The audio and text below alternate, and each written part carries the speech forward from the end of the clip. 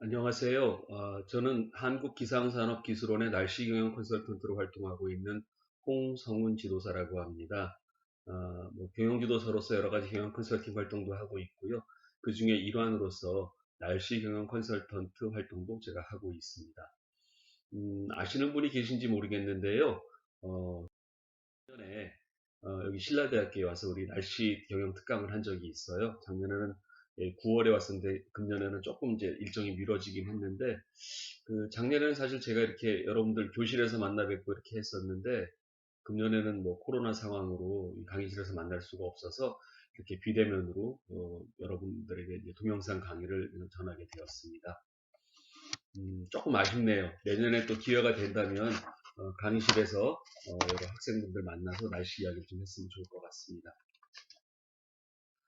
제가 작년에도 이 옛날 이야기로 강의를 시작했습니다. 많이 보신 동화죠? 옛날 옛적에 우산장수와 집신장수 아들을 둔 어머니가 살았습니다. 그래서 어머니가 늘 걱정을 하셨죠. 비가 오는 날은 집신장수 아들이 장사가 안 될까봐 걱정을 하고 또 비가 안 오면 우산장수 아들이 장사가 안 될까봐 걱정을 했잖아요. 그래서 사실은 이 사람들이 날씨에 대해서 사실 날씨를 어떻게 통제할 수는 없어요. 그러다 보니까 날씨의 지배를 받을 수밖에 없는데 이러다 보니까 사실은 날씨는 어쩌면 그동안은 그냥 어쩌다가 이 날씨가 맞아주면 좋은 거고 이 날씨가 안 맞아주면 참 손해를 보는 뭐 그런 일이었죠. 그래서 사실은 옛날 사람들도 이 날씨에 대해서 굉장히 관심이 많았고 이랬습니다. 자, 왼쪽에 이거 뭔지 아시겠어요? 경주에 가시면 보실 수 있으시죠? 국보 31호 첨성대. 세계 최초의 기상 관측 시설이라고 합니다. 이게 신라시대 때부터 이렇게 별자리를 관측하고 이렇게 했다는 걸 보면 굉장히 오래전부터 우리 조상님들은 이 날씨에 대해서 관심이 많았고 또 날씨를 관측했다라고 볼 수 있습니다. 그리고 이 오른쪽에 있는 것들은 혹시 보셨는지 모르겠어요. 창경궁이나 경복궁에 가면 볼 수 있는데요. 풍기죽이라고 합니다. 그래서 이 풍기죽이라는 거는 지금으로 치면 풍향계예요. 이 끝에다가 이 비단을 이렇게 비단천을 걸어놔가지고 바람이 불면 이 비단천이 어떤 바람 방향에 따라 움직이겠죠. 그래서 이 풍기죽은 동서남북의 네 방향을 다시 6등분을 했어요. 그래서 각 방향별로 6조각이기 때문에 바람의 방향을 24가지 방향으로 측정을 할 수가 있어요. 근데 현재 그 기상 관측 장비로 사용하고 있는 그 풍향계가 사실은 16방향으로 되어 있기 때문에 오히려 우리 조상님들이 현대의 어떤 그런 기상 관측 기기보다도 더 세밀하게 바람의 방향을 특정하셨던 것 같습니다. 그리고 이거 뭐 많이 보셔서 기억하시는 거죠. 칠구기. 칠구기는 그 비가 온 양을 그 강우량을 측정하는 기구예요. 강우량, 비가 온 양이 얼마나 되는지. 사실은 비가 온 양이 굉장히 중요하죠. 왜냐하면 비가 많이 오면 그게 장마가 되는 거고요. 비가 또 너무 안 오면 이게 강웅이 되는 거잖아요. 근데 이게 이 칠구기도 사실은 대단한 게 이 칠구기는 1442년에 세종대왕 때 만들어졌다라고 하는데요. 사실은 우리보다 뭐 문명이 앞섰다라고 하는 그 유럽 쪽에서도 이 강우량을 측정한 건 우리보다 한 200년 늦어요. 그래서 그 이탈리아 그 로마에서는 1639년부터 강우량을 측정했다라고 하고요. 또 프랑스 파리에서는 1658년부터 그리고 영국 런던에서는 1677년부터 강우량을 측정했다라고 하니까 우리 주상님들은 벌써 200년 앞서서 이 강우량을 측정한 거죠. 사실은 이 강우량은 굉장히 중요합니다. 우리가 장마철에 이렇게 많이 장마철이나 태풍이 오면 많이 그런 걸 경험하시게 되는데 단기에 아주 뭐 폭우가 내리거나 이렇게 되면 큰 피해가 오잖아요. 그렇기 때문에 이 비가 온 양이 얼마인지 저는 굉장히 중요합니다.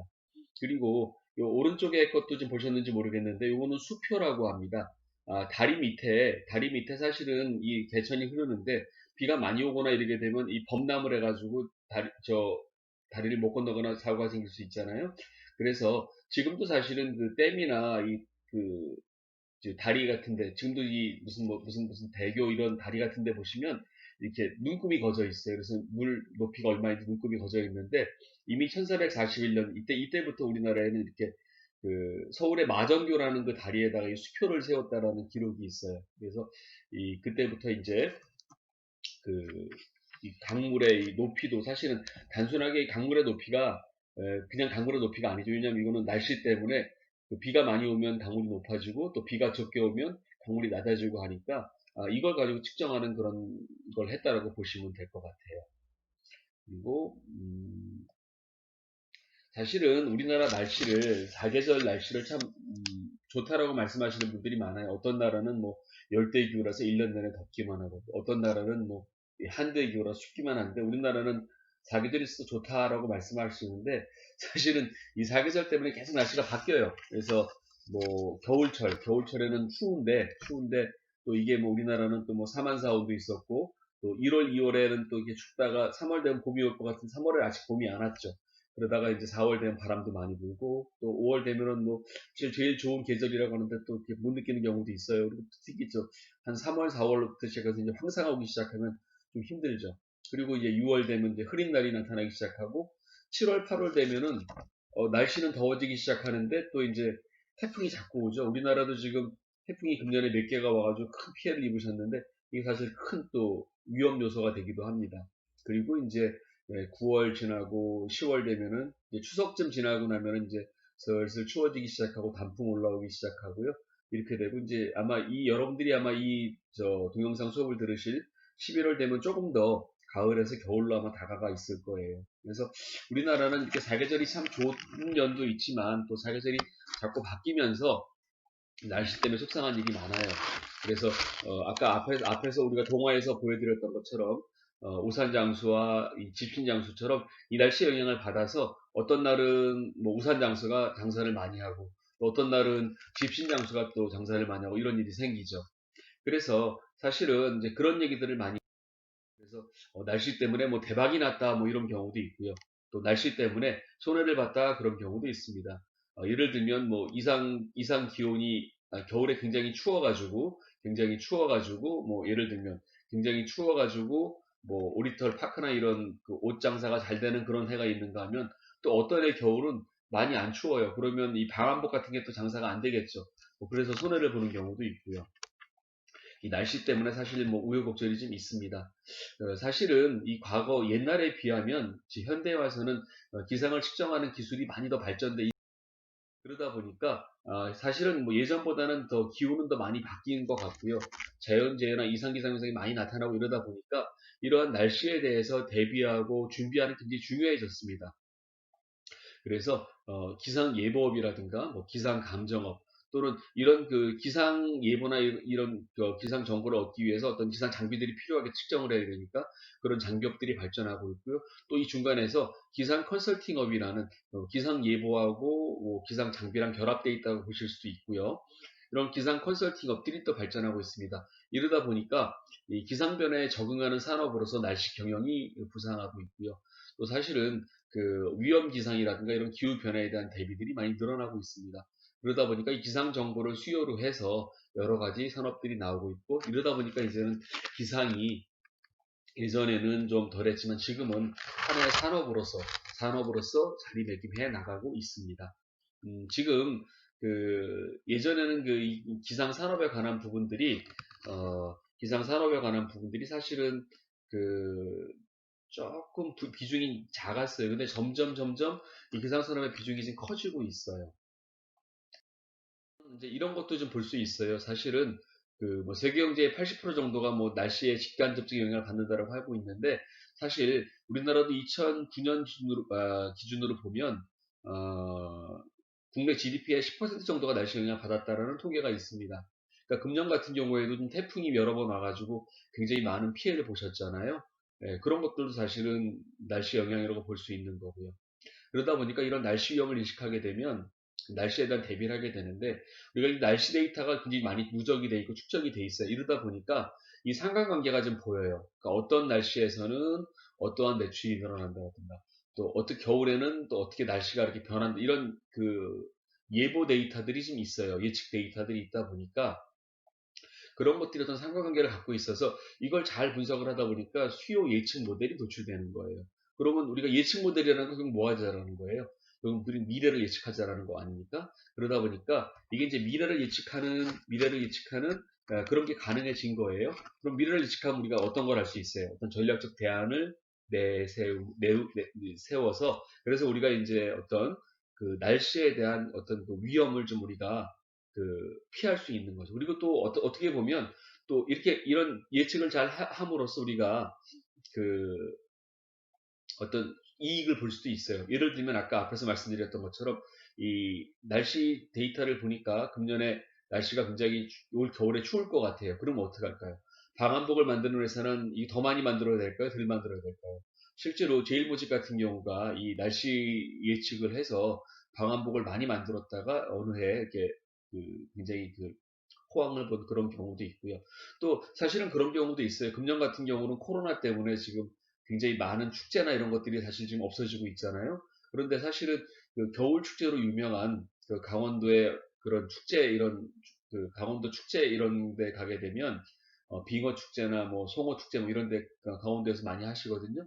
이런 데 같은 경우는 겨울에 추워야 되잖아요. 그래서 이제 그런 쪽들은 또 이 추위가 오는지에 대해서 또 예민하게 어, 기상 정보를 취합하셔가지고 행사 준비를 합니다. 금년 같은 경우에는 아마 이제 그런 행사 준비를 못 하실 거예요. 이제 날씨보다도 이제 코로나 때문에 좀 전체적으로 지금 뭐 축제나 이런 행사들을 좀 줄이고 있지 않습니까? 그래서 그렇게 될 것 같긴 합니다. 이런 이제 기상산업의 효과라고 할까요? 그러니까 기상이 이 일반 산업의 입장이니까 굉장히 큰데 많은 산업 분야에서 이 기상 정보를 잘 활용을 해서 효과를 보고 있습니다.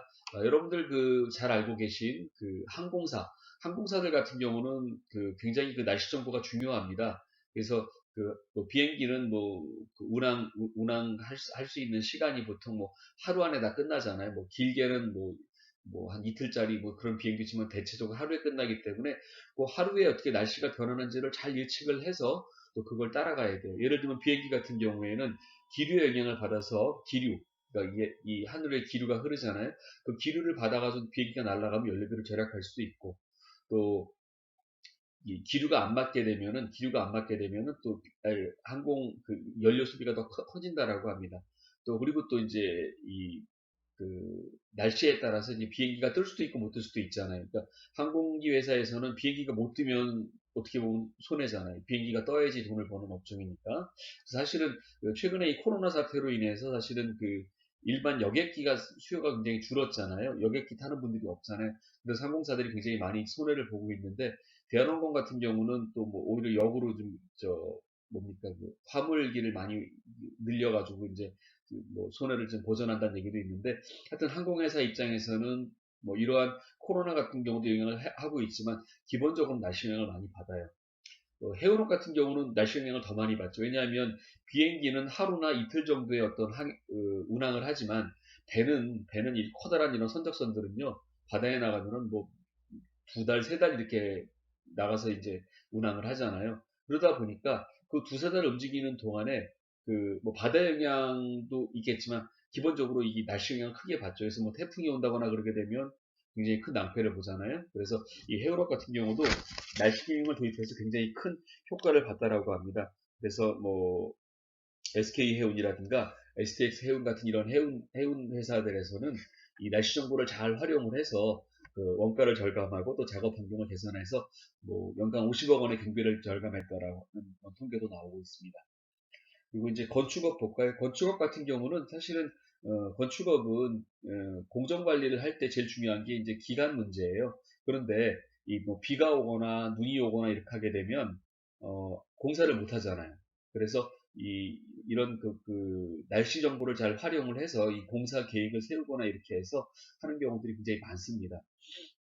그런 부분들도 많고요. 그래서 이제 건설업 쪽에서도 뭐 공정 관리를 이 날씨를 잘 활용해서 잘 활용해서 그걸 해서 140억 원의 비용을 절약했다 뭐 이런 얘기도 있네요.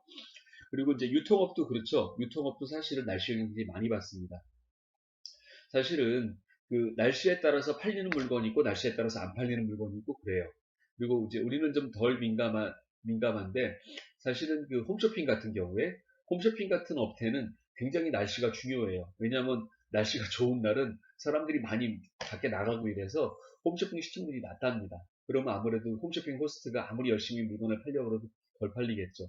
그런데 이제 비가 온다라든가 눈이 온다라든가 뭐 이런 날은 좀 그 방송 시청률이 높다고 합니다. 그러다 보니까 이제 이런 홈쇼핑을 활용하는 경우에도 날씨 정보가 중요합니다. 그래서 뭐 비가 온다라든가 뭐 이런 날 같으면 훨씬 더 사실은 시청률도 잘 나오고 하니까 매출이 늘어나고 뭐 이렇게 되죠.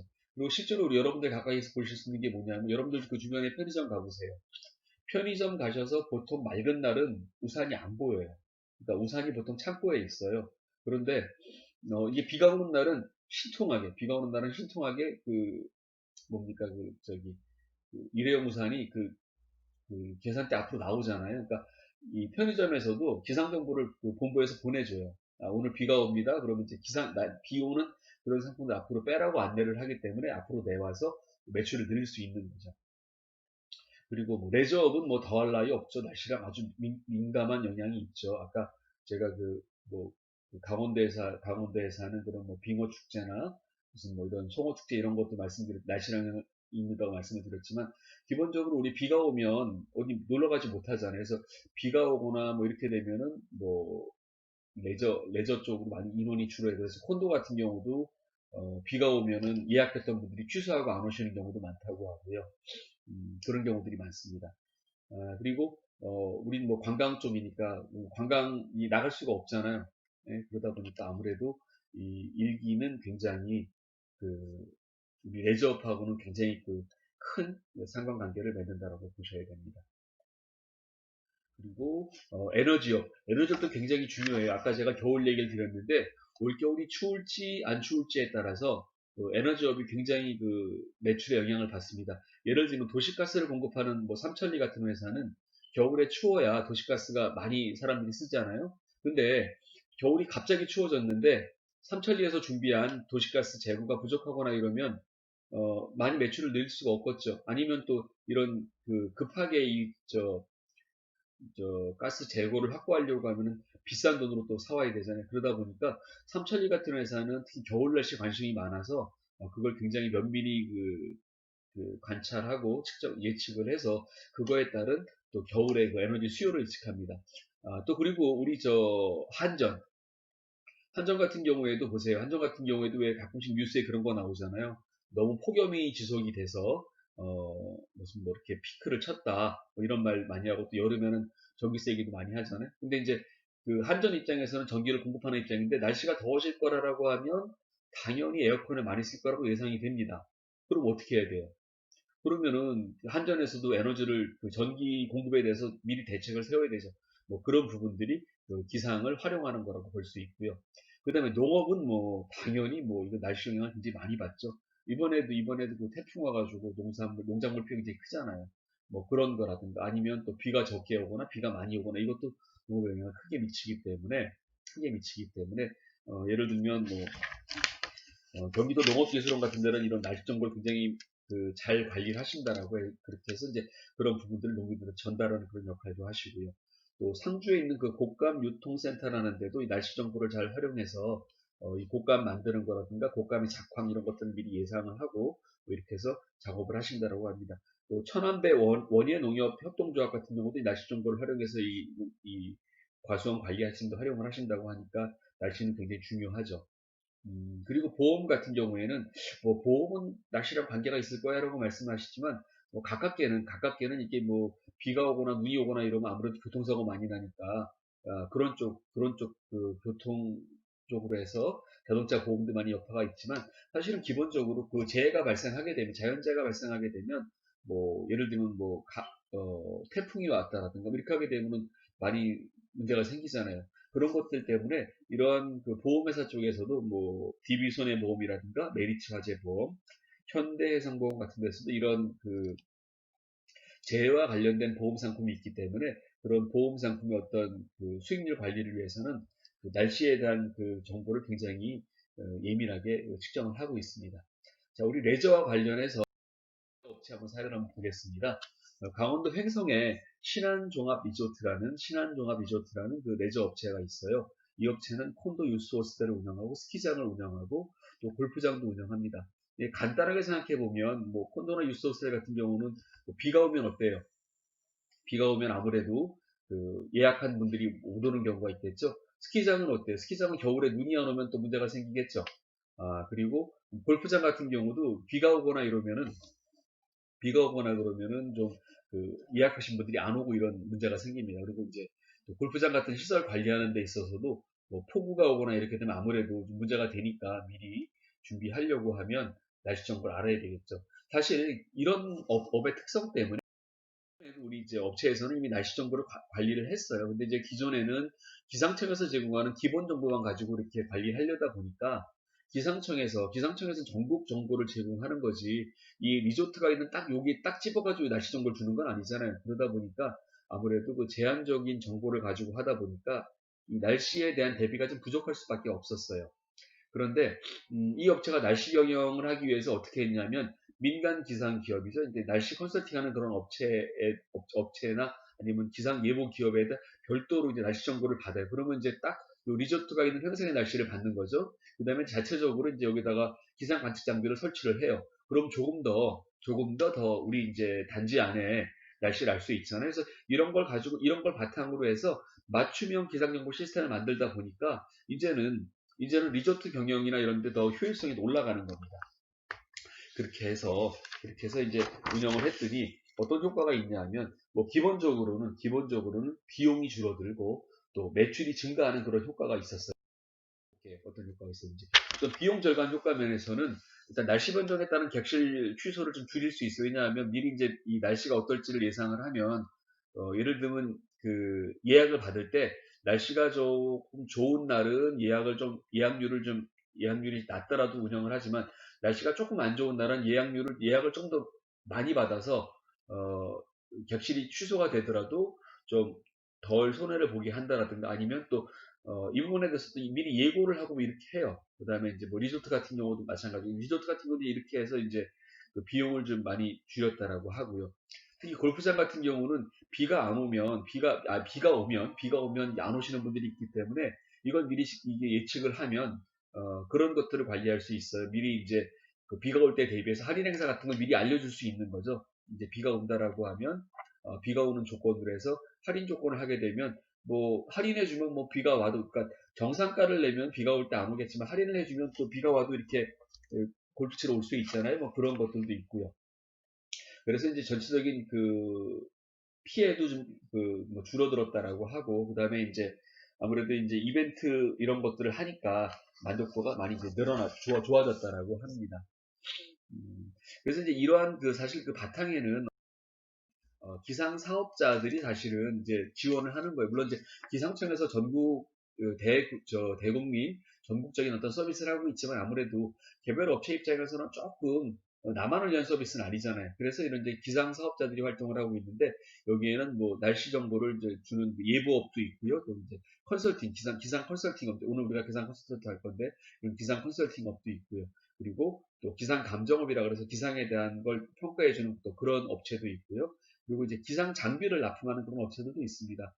그러니까 예전에는 뭐 사실 기상 장비는 뭐 기상청만 사실 뭐 이렇게 썼지만, 지금은 뭐 이게 기업에 따라서는 이런 게 많이 필요해요. 아까 말씀드린 그 리조트 같은 경우도 자체적인 어떤 그 측정 시설들을 하는 거죠. 이렇게 함으로써 자기 기업의 어떤 정보를 더 잘 알 수 있기 때문에, 그렇게 하면 이제 대비를 더 할 수 있잖아요. 그래서 그렇게 하는 거고요. 그리고 이제 특히 이제 우리 그 기상 컨설팅업과 관련해서는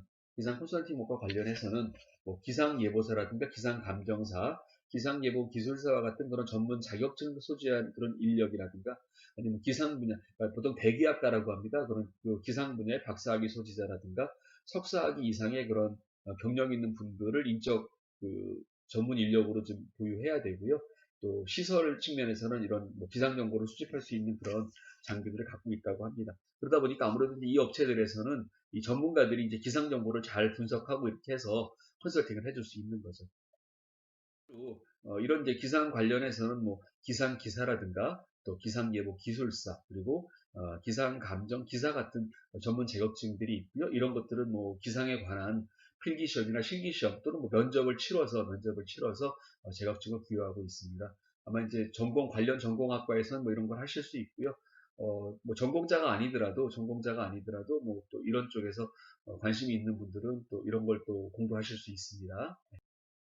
그래서 현재 그 2020년 그 9월 30일 기준으로 보면, 우리 기상 사업자들이 지금 대충 예보업 쪽에는 한 30개 업체, 그다음에 컨설팅 업종에 한 40개 업체, 그다음에 감정 업종에 한 3개 업체 정도, 그 다음에 장비 업체에 한 720개 정도, 724개 업체 정도가 좀 있다라고 해요. 이런 업체들이 이제 기상 산업을 이제 뒷받침하고 있는 거죠. 국가적으로는 이제 기상청에서 기상 정보 제공하고 있지만 기상청에서 커버하지 못하는 그런 이제 디테일한 부분들을 이런 업체들이 이제 지원하고 있다라고 보시면 됩니다. 그래서 이제 이렇게 뭐 K웨더 같은 경우도 이제 크게 활동하는 회사고요. 웨더아이 같은 경우도 서울 웨더아이 활동을 많이 하고 있으면은 여기 경우에는 아까 제가 강원도 얘기 드렸는데 이제 에어텍이라는 회사가 거기서 많이 이렇게 활동을 하고 계시고요.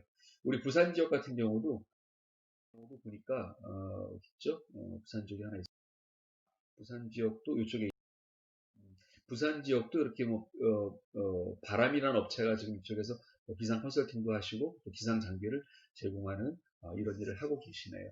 그래서 이제 전체적으로 그 예전에 비해서 사실은 뭐 이상균이나 이런 것들이 많이 나타나는 게 사실이고요. 그러다 보니까 점점 기상 위험이 커지고 있습니다. 또 그렇게 되니까 결국은 기업이라든가 뭐 이렇게 대비하기 위해서 어떤 기상 산업의 도움을 받는 거고요. 특히 그 중에서 이제 기상 컨설팅이라는 분야가 점점 이제 부각되고 있는 겁니다. 자, 지금 제가 한 25분 정도 강의를 했는데 이게 온라인 수업이다 보니까 우리 교실 수업처럼 50분씩 하면 좀 힘드시니까 조금 쉬는 시간 하시고 조금 쉬셨다가 그러고 나서 저걸 다시 이제 기상 컨설턴트에 관한 부분 이야기를 좀 해드리겠습니다. 잠깐 쉬겠습니다.